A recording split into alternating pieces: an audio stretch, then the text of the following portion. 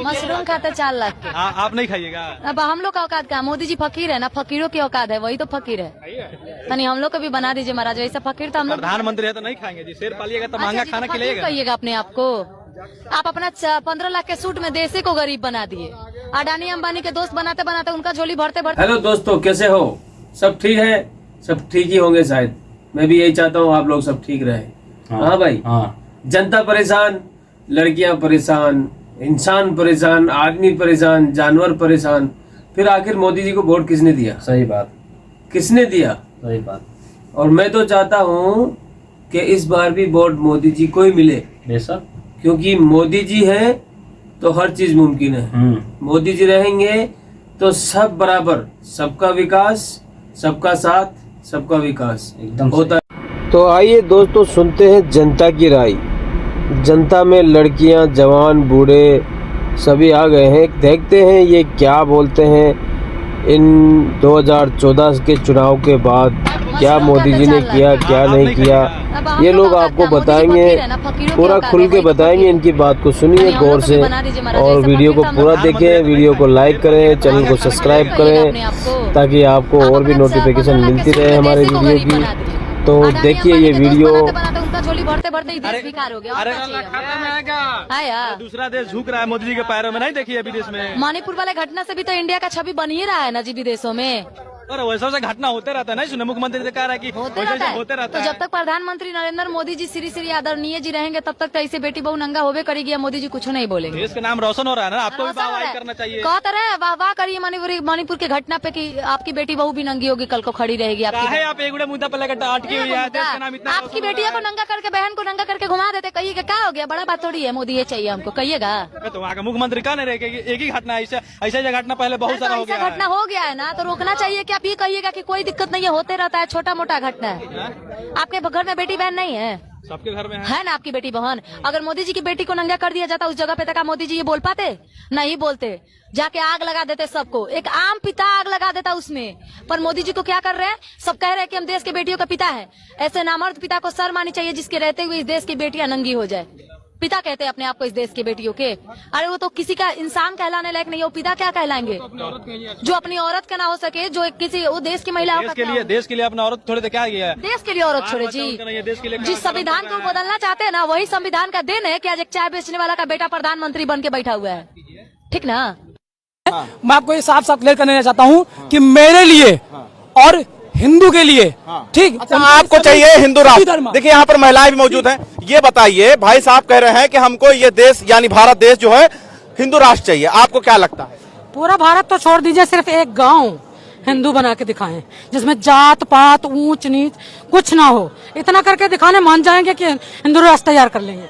ये देखिए नहीं कर सकता है। उनको कह रहा है हम अलग रहेंगे। हाँ, कह कौन रहा है अलग रहेंगे? जिनकी विचारधारा समान नहीं है, अलग अलग है। ठीक, जो लोग के नाम में लिप्त हैं गलत कार्यों में, उनकी है भाई इनके निगाह में। तो इनको अपना नारा बदल देना चाहिए। कहते हैं ना, सबका साथ, सबका विकास, सबका विश्वास, हटा दे। कहते हिंदू का विकास चाहिए, मुझे नहीं चाहिए मुसलमानों का विकास। इनको नारा बदल देना चाहिए। इनको अडानी का विकास चाहिए, इनको अडानी कांग्रेस। हमने अगर राम जन्मभूमि बनाई है तो हमने बाबरी के लिए जमीन दी है, इनको मालूम होना चाहिए। हमारे लिए मैं पुनः फिर से कह देना चाहता हूँ, मेरे लिए जो हिंदू है वो मुसलमान है, वही सिख है, वही ईसाई है। हम तो 2014 से देख रहा हूँ, 2014 से देख रहा हूँ आपकी नफरत। आपने बाबरी मस्जिद के लिए भी जमीन दी है? जमीन दी है। आप आइए, बाबरी मस्जिद के लिए जमीन दिया है ना मुसलमानों को, और क्या चाहिए? हमें जमीन चाहिए नहीं ना, मस्जिद की जमीन बदल नहीं सकती, वही जमीन चाहिए, वो हमेशा मस्जिद ही रहेगी। अगर जहाँ हमारे आप बता रहे हैं, देख आप बता रहे हैं कि हमने बाबरी मस्जिद दी है, मतलब बाबरी के लिए भी जगह दिया है। आज भी उसको बाबरी मस्जिद के नाम से ही जाना जाता है, ये बात भी है, हमेशा जाना जाएगा। राम मंदिर तो अब बना है, बाबरी मस्जिद सदा वहाँ पे थी और रहेगी भी। राम मंदिर पहले था, बाद में बाबर जी। में देवताओं की संख्या 56 करोड़ और देवी 33 करोड़ और दोनों मिलाकर 89 करोड़। अमेरिका की आबादी 32 करोड़, फिर भी खुशहाल है। भारत सरकार वहाँ हाथ पसारता है। ऑस्ट्रेलिया की आबादी 1.5 करोड़ मात्र। भारत में प्रति वर्ष 1.5 करोड़ बच्चा पैदा लेता है और फिर भी हर खेल में वो आगे रहता है। कहते हैं सरस्वती को पूजा भारत ने, पढ़ा लिखा जापान हुआ। लक्ष्मी को पूजा भारत ने, अमेरिका क्यों धनवान हुआ। विश्वकर्मा को पूजा भारत ने, चाइना का उन्नत विज्ञान हुआ। भारत के देवी देवता देखिए, चिड़िया, उल्लू, चूहा पर सवार हुआ, विदेशों में वायुयान हुआ। धरती से सूरज बहुत बड़ा है कहता है विद्वान, लेकिन तुलसी ने लिख मारा कि सूरज को निगल गया हनुमान। धरती से 13 लाख गुना बड़ा सूरज है। सूरज को जब हनुमान निगल गया तो विदेश को पता नहीं चला क्या सूरज भारत का स्पेशल सूरज था जो विदेश जाना नहीं। आज से हजारों वर्ष पहले यहाँ का भालू बंदर पढ़ा लिखा था, आज पत्थर पर राम लिखने का काम किया। इस बात को लोग मान गया। हम कहते हैं बच्चा का जन्म कैसे होता है सारे इंसान जानते हैं, लेकिन मैल से गणेश को पैदा कर दिया, नारी को भी अपमानित किया। फिर हमारे लोग को तर्क का कोई जरूरत नहीं है। खीर खाने से बच्चा पैदा लिया, हल चलाने से बच्चा पैदा लिया, फूंक से पैदा लिया। मनु महाराज छींक दिए तो 40 वर्ष का एक शारूसु नाम का एक बच्चा पैदा ले लिया। मनु महाराज को पकड़ने नहीं दिया, रेस में भाग गया। मनु का विधान तो ऐसा था, जो शूद्र शास्त्र की बात करे तो जिह्वा काट लो, शास्त्र की बात सुने तो कान में शीशा पगला कर डाल दो। इतना तक मतलब नदी नाला में पानी पीने का अधिकार नहीं। देवदासी प्रथा आप जानते हैं, मंदिरों में घंटी किस लिए है? मंदिर में जो घंटी है किस लिए है? क्यों? ये घंटी जो है, जब देवदासी प्रथा था न, तो हमारी माँ बहनों को जो दासी के रूप में रखता था, तो पंडा पुजारी वो अपने अंदर में रखता था उसको। और ये लोग जाता था न बाहरी कोई, तो घंटी आवाज देता, घंटी बजाता तो सतर्क हो जाता। जैसे किसी बड़े बड़े देखते हैं, बड़े बड़े लोगों के मकान में सायरन लगा, अलार्म लगा रहता है, बटन दबाइए तो लोग सतर्क हो जाता कोई आया है। इसीलिए वो घंटा है, जो घंटा बजाने पर दासिन के साथ जो गलत व्यवहार करता था वो सतर्क हो जाता था, लगता है कोई आ गया। ताकि पत्थर सुनता है, पत्थर को मूर्ति समझता है। ये चालाकी वो लोगों का था, लेकिन हमारे लोग अभी बिना घंटा हिलाए, उस पर पानी दिए बिना भोजन नहीं करते। कारण इसको ही समझने में, ठीक कहता है पाखंड, इसको शूद्र को समझने में अभी दिल्ली दूर है। स्वर्गीय सियाराम महतो के विचारों से आप कितना सहमत है, अपनी प्रतिक्रिया कमेंट बॉक्स में जरूर दें। हेलो भाई साहब, जय श्री राम। अरे जय श्री राम, जय श्री राम। पता है भाई साहब, वीर सावरकर पर हमारी मूवी आ रही है। हाँ पता है। मूवी में बताया गया है कि अगर गांधी अपनी जिद पर नहीं अड़ते तो देश को 35 साल पहले आजादी मिल जाती।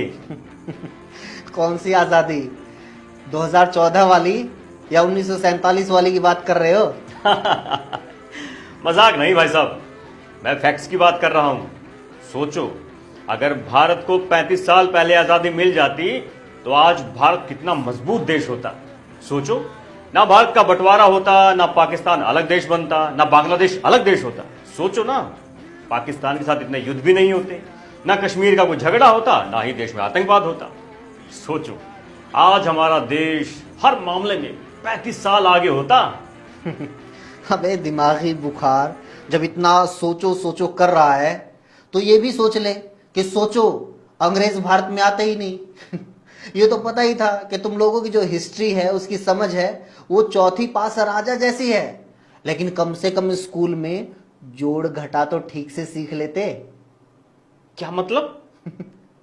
मतलब समझ। तुम लोगों का ये कहना है कि अगर गांधी नहीं होते तो देश 1947 की बजाय 35 साल पहले यानी 1912 में ही आजाद हो जाता, है ना? हाँ बिल्कुल। अबे गांधी साउथ अफ्रीका से भारत में वापिस आए ही 9 जनवरी 1915 को थे। इसीलिए हर साल 9 जनवरी को प्रवासी भारतीय दिवस मनाया जाता है। अफ्रीका से आने के बाद ही गांधी स्वतंत्रता आंदोलन से जुड़े। बता, गांधी जब भारत में थे ही नहीं तो उन्होंने भारत की आजादी कैसे लेट करवा दी? गांधी के भारत लौटने के बाद ही देश में स्वतंत्रता आंदोलन ने जोर पकड़ा। जो कांग्रेस पहले इलीट इंटेलेक्चुअल्स का संगठन था, वो एक आम आदमी का संगठन बना। उसके साथ आम आदमी जुड़ने शुरू हुए। फिर भगत सिंह जैसे युवा क्रांतिकारी आगे आए। कांग्रेस में नेहरू और नेताजी सुभाष चंद्र बोस जैसे जुझारू नेता आगे आए। सभी ने अपने अपने तरीके से देश की आजादी के लिए संघर्ष शुरू किया। पहले जो लड़ाई अंग्रेजों के अधीन रहकर ज्यादा अधिकार हासिल करने की थी, वो लड़ाई पूर्ण स्वराज की मांग तक पहुंची।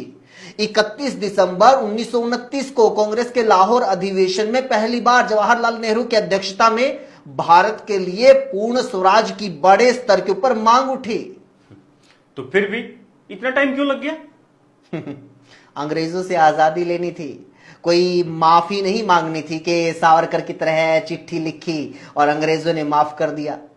अगर आजादी किसी की वजह से लेट हुई है तो वो तुम्हारे ये तथाकथित वीर सावरकर ही है, क्योंकि जब देश के क्रांतिकारी अंग्रेजों से अपने लिए जेल और मौत मांग रहे थे तब सावरकर रिहाई और माफी मांग रहे थे।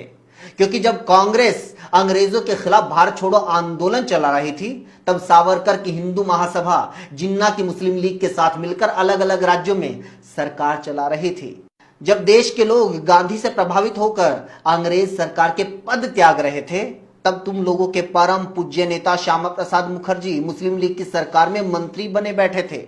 जब पूरा देश अंग्रेजों के खिलाफ आंदोलन में कूद चुका था तब तुम लोगों के पूजनीय नेता भारत छोड़ो आंदोलन और सुभाष चंद्र बोस की आजाद हिंद फौज को कुचलने के लिए अंग्रेजों के साथ मिलकर काम कर रहे थे।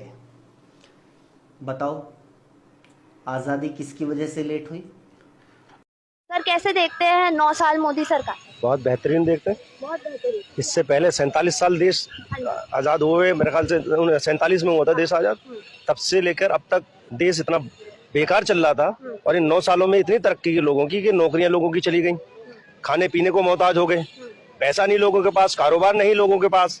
ठीक है, कोई नौकरी मांगने के लिए जाए तो वो देशद्रोही आतंकवादी, जो अपनी बात रखे वो देशद्रोही आतंकवादी, कोई इनके लिए अगर कोई बोल दे तो वो देशद्रोही आतंकवादी। इससे बढ़िया 9 साल और क्या हो सकती है? रोजगार मांगने जाने के लिए रोजगार है नहीं इनके पास देने के लिए। कि रोजगार दिया है, 15 लाख दिया है अकाउंट में, राम मंदिर बनाया है। राम मंदिर से रोजगार मिलेगा? मैं भी कटोरा लेके बैठता हूँ, उनके भी जो भक्त हैं वो भी जाएगा। जैसे श्रीलंका हाल हुआ है ना, वैसे ही हाल हमारे देश का भी होने वाला है। अगर आने वाले 5 साल में फिर 2024 में अगर मोदी जी आ गए तो उससे भी बुरी हालत हो जाएगी। भुखमरी तो अभी भी चली रही है। ये तो मीडिया बिल्कुल आ चुका है, मीडिया तो इनकी दिखा नहीं रही है। मीडिया को तो पैसा मिलता है, मीडिया से तो ये लोग जो मीडिया जो जितने भी मीडिया चैनल है, बड़े चैनल है, ये कुछ नहीं दिखाते। आप मुझे बताइए कोई आंकड़ा दिखाते हैं? बेरोजगारी का आंकड़ा कोई दिखा रहा है? सिर्फ मोदी जी क्या कर रहे हैं उसके बारे में बयान होती है न्यूज चैनल पर सुबह से लेकर शाम तक। उनकी झुग्गी तोड़ के उन्हें घर नहीं मिला है। अच्छा। हर घर मोदी बोलते हैं, हर हर मोदी बोले। अच्छा, ये जो बाहर आते हैं ना, जो कबाड़ा है पूरे हिंदुस्तान का, दिल्ली में आ जाते हैं, कोई चोर है, कोई डकैत है, झुग्गी डाल रही, तो वो उनको गवर्नमेंट रोकेगी ना? तो वही लोग देते हैं ना इनको, वो तो उन्होंने दिया ना, जिताया था इन्हीं लोगों ने। जो विदेश जो ये कह रहे हैं ना, जो कूड़ा कबाड़ा, हिंदुस्तानियों को कूड़ा कबाड़ा कह रहे हैं, अब इनकी मानसिकता आप समझ सकते हो। इंसानों को किस तरह ये लोग ट्रीट करना चाहते हैं और किस तरह इनकी सोच है, मानसिकता है कि इंसानों को, जो गरीब आदमी है, जो अपनी झुग्गी झोपड़ी बना के रह रहा है, उसको कूड़ा कबाड़ा कह रहे हैं। एक चीज और है, गाय के बच्चे को बछड़ा होता है ना, बच्चा, उसको भी पता है कि मुझे दूध पीना है या मूत पीना है। तंदुरुस्ती के लिए मुझे दूध पीना होता है, मूत नहीं पीता। ये लोग मूत पीते हैं गाय का। बताइए उधर अंदर भरपूर है इनके। अरे सेहत के लिए कैसे होगी? इनकी सोच कैसे अच्छी होगी? गाय भगाने के लिए, सेहत के लिए दूध पिया जाता है, सेहत बनाने के लिए दूध। अपने बच्चे को दूध पिलाओ ना, आप गाय का दूध पिलाओ। गाय का गोबर दुनिया पी रही है, दूध पिला रहे हो? दुनिया पी रही है, दूध में बनी हुई चीज। भेड़ चाल में क्यों है? दुनिया पी रही है तो आप भी शुरू हो गए। ये कहते हैं दंगा नहीं हुआ। जब दंगाई करने वाले सरकार में बैठे हो तो दंगा कौन करेगा? सैया भाई कोतवाल तो डर गाएगा। 15 लाख आए, 15 लाख खाते में आए ना। 15 लाख जूते मारूंगा बहन चो, जिस दिन उसने बोल दिया मेरा 15 लाख मेरे खाते में आया, निकाल के जूते मारूंगा बहन को। नहीं आए 15 लाख भी नहीं आए आपके। जूते निकाल के मारूंगा जिस दिन किसी भी बीजेपी के आदमी ने बोल दिया कि 15 लाख आया है, जूते निकाल के मारूंगा बहन चो। गाली नहीं अंकल, बहुत मारूंगा गाली नहीं, मैं खुलेआम गाली दूंगा। तो 24 में कोई ऑप्शन है? 15 लाख मैं अपने बलबूते पे कमा रहा हूँ, किसी बैंक का बीजेपी के आदमी से नहीं दीजिए। आपके आए 15 लाख? वो तो नहीं आया, वो एक जुमला था। 9 साल कैसा रहा आपका? बहुत अच्छा रहा, मजा आया, बहुत मजा। देख लिए मजा आया इतना। हाँ तो भाई अब रिटायरमेंट के प्रोसेस में मजा नहीं आएगा। देखो अंकल अपने मेहनत से कमा रहे हैं। 15 लाख का सूट पहन के 15 लाख का सूट पहन के अमेरिका में गया है, गोरी लुगाइयों से हाथ मिला रहा है। सुनो, इन्होंने बोला यहाँ किसी गोरी लुगाई को हाथ मिलाने 76 लगती है। काला झल लाने जाऊंगा मैं, काला धन लाऊंगा भाई, काला धन लेकर आऊंगा और काला धन हमारे देश को बेच दिया सारे ने। काला धन काला है, काला धन 15 लाख आएंगे। तुम्हारा 15 लाख आया नहीं, क्या आया नहीं, वो कुत्ता देगा। गाली नहीं देना यार, गाली अब सब भाषा का प्रयोग नहीं करना है भाई। क्या कह रहे थे भाई? भाई कह रहे हैं कि मजा आ गया एकदम, इतना मजा आ गया है कि इनको जूते पे चप्पल लिया है और बैग में बंधवा दिया धागा। इतना मजा आ गया है, इतना हवाई चप्पल में घूम रहे हैं, हवाई चप्पल सही है। हम 10 रुपए की पानी की बोतल 20 रुपए की हो गई। इतना मजा आ गया इनके लिए, देख लो सरकार ने इतना मजा दिलवा दिया इन्हें। मोदी जी कह रहे थे हवाई चप्पल वाले हवाई जहाज में घूम रहे हैं आप। नहीं घूमे हैं सऊदी का, तुम हवाई जहाज की बात कर रहे हो यार। हवाई चप्पल पैदल घूमते घूमते चप्पल की दुर्गति हो गई, तुम हवाई जहाज पे घुमा रहे हो। सही है, मजा आ रहा है, राम राज आ गया। हाँ सही है, राम राज सही है। इनके लिए अगर आलू प्याज 10,000 रुपए किलो होगा तो ये ऐसी तैसी करवाएंगे, खाएंगे 10 किलो वाला, पर मोदी को जिताएंगे। सरकार ऐसी है इनकी, चाहे कपड़ा बिक जाए, घर का बर्तन बिक जाए, भीख मांगेंगे, साला मोदी सरकार लेके आएंगे, इनका कहने का। तो दोस्तों ऐसे ही जनता की राय के वीडियो देखने के लिए हमारे चैनल को सब्सक्राइब और वीडियो को लाइक जरूर करें।